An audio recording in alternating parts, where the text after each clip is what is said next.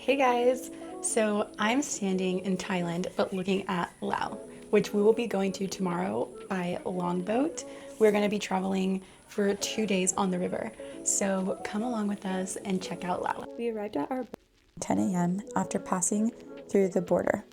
I was full of excitement just looking around. I could feel that the journey would be beautiful. This is the Mekong River and it made such a peaceful home for 2 days. We did have a few stops each day. The first day, we stopped at a rural village by the riverbank, and the people were kind enough to let us take a glimpse into their daily life. I found it to be very eye-opening. We stopped for the night at a small town called Pak Bang. We stayed at a place overlooking the river, and the sunset was gorgeous. Later, we got dinner and then hung out with some friends, playing pool and sharing a drink together. Day 2 started off with such a beautiful morning. We passed by many villages and the jungle made it so magical. We later stopped by to visit another bigger village. The cows and their beautiful gardens greeted us on our way up to visit. It always really amazes me to see how humans are able to adapt to their surroundings in nature. I think it is truly a beautiful piece about human nature. Our last stop on our longboat journey were these holy caves that had so many Buddha statues inside. It was amazing because the people turned these two caves into such an incredible place to worship. I felt honored to visit here. And finally, our longboat journey was coming to an end. We went with Naji Mekong and they did such an awesome job making this journey memorable and peaceful. Later that night in Luang Prabang, we grabbed dinner and took a tuk-tuk to the bowling alley, which is a super popular tourist spot. It's the only place open late at night. The next day, we walked through the historic district and took in the views of the palace to appreciate its full beauty, and then we headed up Fusi Hill to get a look at the sunset. It was a short journey to the top, and it had a very nice view of the city below. Unfortunately, it was insanely crowded. We still managed to get some views of the sunset though. Later, we walked around the bustling night market and looked at all the cool art and crafts for sale. We ate at a restaurant in the historic district that had a really cool traditional music performance going on.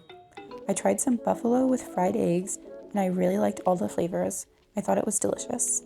Chris tried the buffalo stew, and after we continued exploring the historic district. We got breakfast at this little sandwich stand, and we were blown away by the flavor of the sandwich. The avocado and eggs made the start of the day feel so much better. We then caught the local bus to Kung Sai Waterfalls. We got there around 10:30, just before all the big tour groups showed up. This place is really gorgeous. The water is a beautiful blue color from the limestone rock below. There are multiple small waterfalls as you walk the trail. You can stop and swim or sit on one of the many benches and enjoy the scenery. The water is a little chilly, but some people were still jumping in and enjoying a swim. And there's an adorable dog that must live close by because all the local guides know him. He likes to fetch water bottles in the water. We spent about 2 hours exploring here. The waterfalls are probably the most popular thing to see near Luang Prabang. The waterfall at the end of the trail is the biggest and most majestic one. It is just full of natural wonder. The next day, we took a 4-hour van to Nong Khiao, and we stayed in a little village that had its own garden and such an incredible view of the mountain and jungle around us.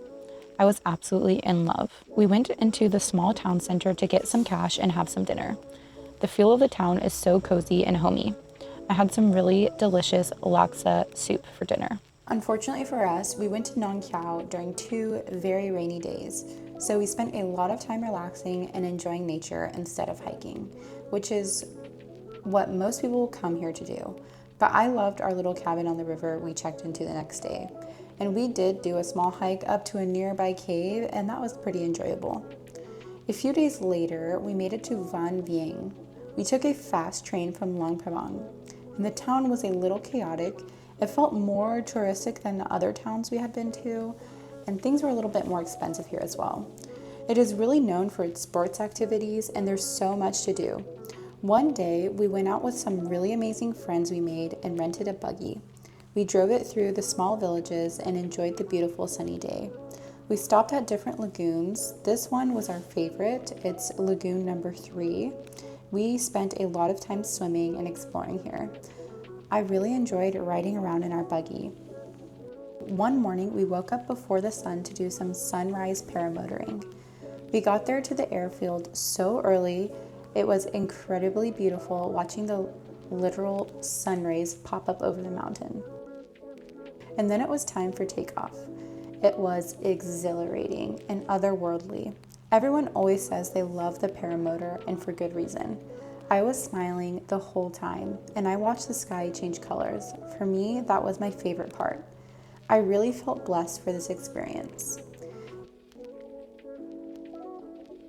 In the evening, we went to Elephant Crossing Hotel to share a drink and also another incredible view of the river at sunset.